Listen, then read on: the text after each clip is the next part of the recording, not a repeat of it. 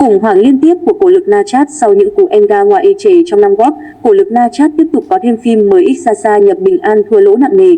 Theo thống kê của Ra Ngày, tổng doanh thu phòng vé phim Trung Quốc trong dịp nghỉ lễ Quốc khánh Góp là Y chỉ TNT, thấp hơn GS triệu TNT so với cùng kỳ năm ngoái.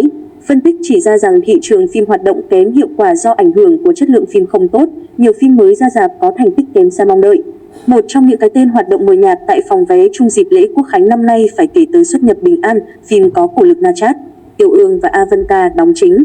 Những ngày qua, thông tin bộ phim phải ngậm ngùi rút rạp chỉ sau vài ngày công chiếu khiến khán giả chú ý. Ixasa nhập Bình An lỗ nặng trình làng đầu tháng S, Xuất nhập Bình An từng được đánh giá cao về tiềm năng phòng vé trước khi ra mắt.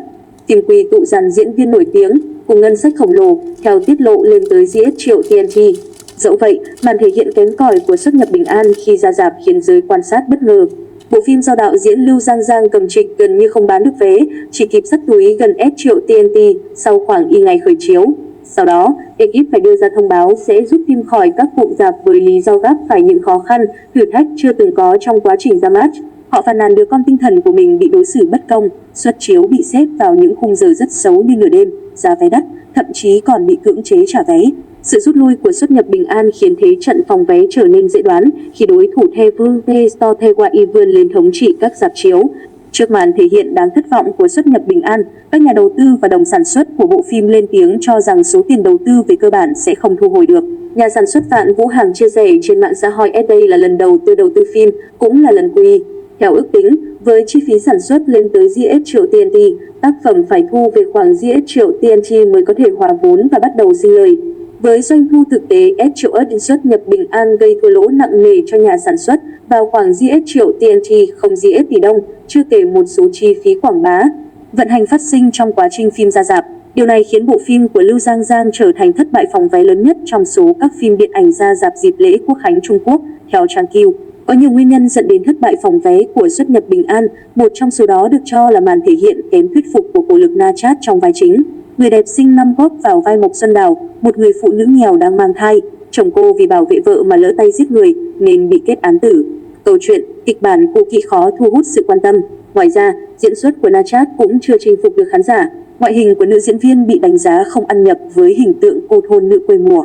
Dù đã nỗ lực biểu cảm đa dạng hơn, mỹ nhân S tuổi nhiều cảnh bị chê diễn gồng cứng, chưa tạo được chemistry với bạn diễn Tiểu Ương. Khủng hoảng của cổ lực Nachat Xuất nhập Bình An không phải cú enga ngoa đầu tiên của cổ lực Nachat. Ngôi sao Tuyết Ưng lĩnh chủ khoảng thời gian gần đây có nhiều dự án phim thất bại. Hồi đầu tháng Y, Thần thoại Y do cô đóng cặp với Thành Long không nhận được sự ủng hộ của người xem đại chúng lẫn giới hàn lâm. Ăn theo phần tiền chuyện bom tấn, Thần thoại Y với ngân sách hơn S triệu chỉ thu về chưa đầy S triệu. Nachat được khen tạo hình đẹp, lại có sự chuẩn bị, tập luyện nghiêm túc cho vai diễn. Dẫu vậy, mỹ nhân Tân Cương vẫn bị nhận xét bin hòa di đồng khi khả năng biểu cảm hạn chế, chưa thể hiện được chiều sâu tâm lý nhân vật. Trước đó, cổ lực Nachat cũng có loạt dự án thất bại ê chề trong năm góp, từ truyền hình tới điện ảnh. Ra rạp dịp hè, Ái Cẩu Kỳ Duyên do cô đóng chính cùng Phùng Thiệu Phong bại trận với doanh thu chỉ GS 1000 TNT cho ngày mở màn. Tương tự Xuất nhập Bình An, Ái Cẩu Kỳ Duyên phải rút rạp chỉ sau ít ngày công chiếu vì thành tích bết bát. Trang Q ước tính phim lỗ khoảng GS triệu TNT. Ở mảng truyền hình, mỹ nhân sinh năm góp cũng gặp thất bại với dự án phim dài tập, một chiếu mạng và một chiếu đài. Góp mặt trong phim cổ trang Tuyết Ưng lĩnh chủ, Nachat bị khán giả chỉ trích vì màn thể hiện đáng thất vọng cùng bạn diễn Hứa Khải. Tác phẩm hoàn toàn bị khán giả ngó lơ, tỏ ra mờ nhạt trước các đối thủ ra mắt cùng thời điểm khi độ thảo luận về phim cực kỳ thấp. Tuyết Ưng lĩnh chủ không lọt nổi top EBS chỉ số trong ngày của Villain Kiss, kém xa so với Vụng Trộm Không Thể Giấu hay Trường Phong Độ.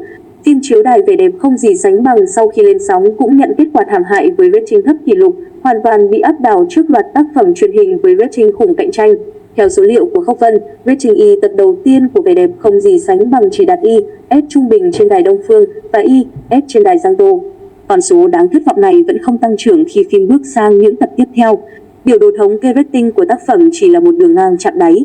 Vẻ đẹp không gì sánh bằng xoay quanh những câu chuyện của Y cặp đôi ở độ tuổi S và S. Trong phim, Trần Hiểu và cổ lực Nachat đảm nhận cặp đôi tuổi S. Mỹ nhân Tân Cương hóa thân Dư Giai ẩn một cô gái mạnh mẽ và cá tính bất ngờ chạm mặt bạn trai cũ Hứa Diệu, nay đã trở thành sếp của cô. Cả hai đối mặt với nhiều tình huống tại công ty, dần dần nối lại tình cảm. Như thường lệ, Nachat vẫn bị chê diễn S đâu, gây thất vọng. Người xem chỉ ra ánh mắt cô vô hồn, biểu cảm cứng nhắc và đài từ không cảm xúc, khiến họ khó lòng đồng cảm với nhân vật.